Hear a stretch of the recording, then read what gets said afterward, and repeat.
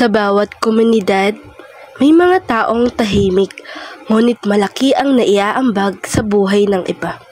Isa na rito si Lolo, isang veteranong electrician na hindi lamang nag-aayos ng sirang appliances o kuryente, kundi nagbibigay din ng ginhawa at pag-asa sa mga tao sa paligid niya. Sa loob ng ilang dekada, ang kanyang talento ay hindi itinuring na negosyo para sa kita, kundi handog para sa lahat. Isang alay ng kanyang oras, kasanayan at malasakit. Sa panayam na ito, mas makikilala natin si Lolo Electrician, ang kanyang mga inspirasyon, hamon, at kung paano niya ginawang misyon ang pagtulong sa komunidad gamit ang kanyang simpleng talento. Ngayon po, kasama natin si Lolo Electrician. Ano po ang pangalan niyo? Reynaldo Maglalang. Ray. May mga ilang katanungan lang po ako sa inyo. Handa na po ba kayo na sagutin ito? Opo. Ang unang katanungan po ay, ano po ang pangalan ng inyong negosyo at paano po ito nagsimula? Magsimula ito nung naggagawa ko ng ventilador ko, naayos ko, nakita nila na marunong daw akong gumawa. Baka pwede raw pagigawa ko ng ano nila dahil wala raw silang pagpagawa. Nahiya naman ako, nakawa ko dahil ginawa ko dahil lalo gagamitin yung anak nila na bata. Kaya naayos ko naman. Nagpasalamat na lang sila. Hindi ko naman siningil. Okay lang ka ako, salamat na lang. Salamat sila sa akin. Ayos lang, nagkaroon ako ng experience. Wow, doon pala nagsimula yun. Pangalawang tanong po ay, ano po ang pangunahing suliranin sa lipunan na nais ninyo pong tuganan sa inyo pong ginagawa? Gusto ko tugunan na natuto ko, marami ko na malaman na magagawa para makatulong ako sa kapwa ko. Na binibigyan ko naman importansya. At least nagagawa ko naman. Kahit di sila nagbayad, sabi ko wag na lang. Hindi siya salamat, okay lang ako. At least nakatulong ako sa inyo. At tulungan din niyo, nagkaroon ako ng experience. Pangatlo po, ano po ang inyong naging inspirasyon para ituloy po ang ganitong gawain? Naging inspirasyon ko sila. Sila naging inspirasyon ko para matuto ko ng gusto. At least sanayan ko lahat, nagawa ko lahat, nakatulong sila. At least natutunan ko lahat ng mag-guma, mag-electrician, maggawa ng mga outlets, saklakan, ng kung ano-ano. Pasalamat sila. Hindi ko naman sila nagbabayad.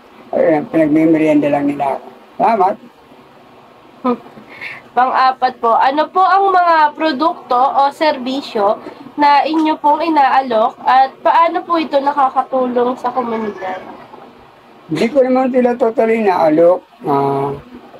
Yung pag nakita ko silang ginagawa at hindi nila kaya mo ba yan? Sasabihin ko. Sige, ako nagagawa, gagawin ko yan. Nakakaya naman siyo. Hindi, okay lang. Sige, at least nakatulong ako siyo. Nakatulong ka rin sa akin. Kahit walang bayad, okay lang. Kahit walang bayad, basta magawa ko yan. Para hindi ka na mahirapan. Hindi mo naman kasi yata kaya. Kaya ako na nag-ano sa'yo. Nagpursige mo gawin niya. Wow. Pang-lima pong tanong. Paano po ninyo tinitiyak na may kita pa rin habang tumutulong po kayo sa iba?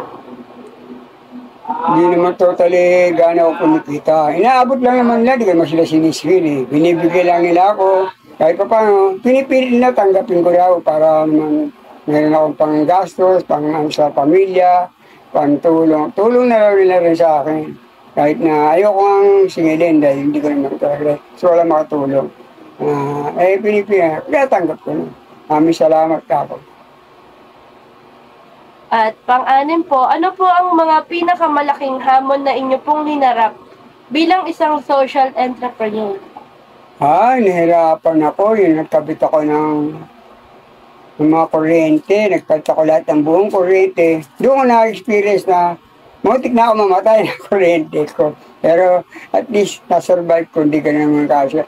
Nahawa ako lang ng ano. Pero at least At paano, nagkaroon ako ng experience sa paghawak ng kuryente. Gulat nga yung may-ari at sabi nila, paano ka na? Hindi, okay lang ito, kaya ko naman. Hindi naman ako ano. Okay lang sa akin, kaya ko yan. Ganun. Maraming salamat. Ayan. Delikado. Paano ninyo pinipili ang mga taong tutulungan o kasama po sa iyong proyekto? Ay, hindi naman ako total namimili. Kung sino yung nahihirapan at walang kakayanang magpagawa at kilala ko, humingi sila sa akin ng tulong. At least, tinulungan ko naman. Kahit na walang bayad. At least, makatulong man ako sa kanila dahil nahihirapan sila.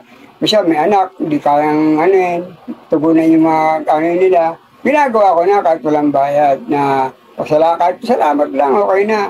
Bisa, niyangaraw sila. Naabot sa akin, nag-aabot sa akin. Hindi ko na tinatanggap. Ako, tulong ko na lang sa inyo. Tulong ko na lang yung paggawa ko. Okay lang ako yan. Salamat na lang yung tulong mo. Gamitin niyo lang sa pamilya niyo. Ano po ang klase ng pagbabago ang nakita nyo o naramdaman nyo sa komunidad simula po nung kayo ay naging isang social entrepreneur? At least nakakaroon ako ng experience sa kanila at natutulungan ko sila. Okay na naman sa kanila na nakatulong ako sa kanila, natutulungan din nila ako. At paano, nagpapasalamat din ako sa kanila. Parang naging give and take na lang.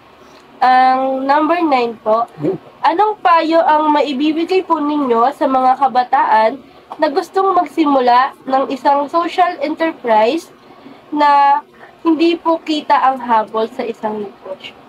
Sinasabi ko sa kanila, yung magkaroon na kayo ng experience at matuto kayo niyan at humingi sa inyo ng tulong, tulungan nyo. At least, challenge sa inyo yan para matuto kayo niyan. At balang araw, pagkakakitaan yan na yung makatulong kayo sa kapwa nyo na kahit walang bayad, yan, malaking bagay na sa inyo pag natuto kayo. Baka ano yun na yan, maging trabaho niyan pagkagating ng araw na pagkikitaan nyo rin yan. Parang talent na rin. Number 10 po, ano po ang mga plano ninyo para sa inyong serbisyo po sa susunod na 5 taon? Kayo po ba ay nagbabalak magturo sa mas bata? Oo, gusto ko nga. Minsan nagagawa ko. Nanonood sila sa akin. Kaya, paano pala paggawa niya? Ganito lang. Titignan mo lang ako paano paggawa. Ayan, baka matuto ka. Pag-experience mo, matututo ka paggawa niya. Kung yan ang gusto mo talaga, mahilig ka sa ganyan, tignan mo, panoorin mo ko, kakayanin mo yan. Basta, mag-iingat ka lang kasi, diba, delikado rin yan, paggawa niya. Kung gusto mo talaga matuto, pag-tingin mo lang yan, tignan mo lang paano. Yan ang gusto mong trabaho. Kasi nakikita ko, pinapanood mo ko, kasi parang posibido ka matuto. Kaya tignan mo yan, kaya pag natutunan mo yan, malaking bagay sa yan. Malaking tulong sa yan, pagkakakitaan mo yan. Kaya lang, huwag ka naman masyadong yung tao na pilitin na ganun bayad yun. Dapat lang na kumita ka. At least natuto ka, nagkaroon ka ng challenge na experience sa buhay.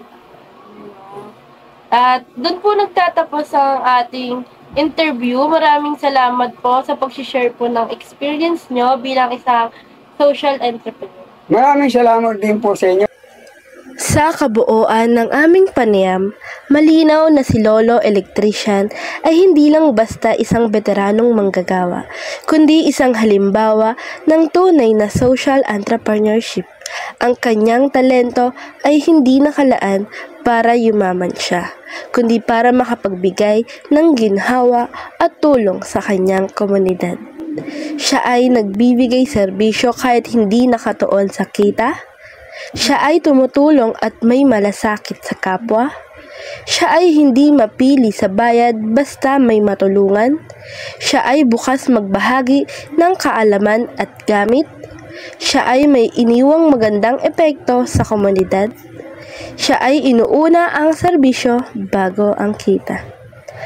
Ako po si Clarice Ann Gahita, estudyante mula sa Global Reciprocal College, kasalukuyang nasa ikatlong taon ng kursong BS Entrepreneurship. Ang proyektong ito ay bahagi ng aming asignatura sa Social Entrepreneurship na may temang negosyong may puso, isang panayam para sa pagbabago. Maraming salamat po sa inyong pakikinig at naway magsilbing inspirasyon si Lolo Electrician upang makita natin na ang simpleng talento kapag inalay ng may malasakit ay may kakayahang magdulot ng pagbabago.